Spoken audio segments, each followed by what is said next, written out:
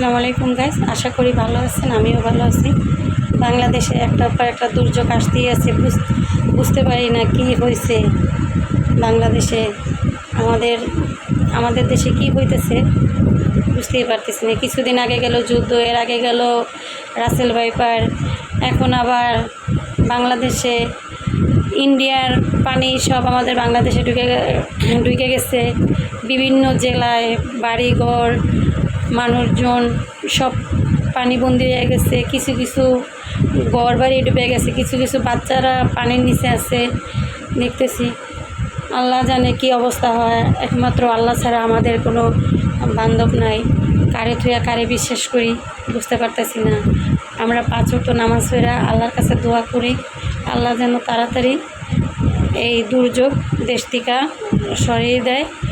আর আপনারা যে যেখানে আছেন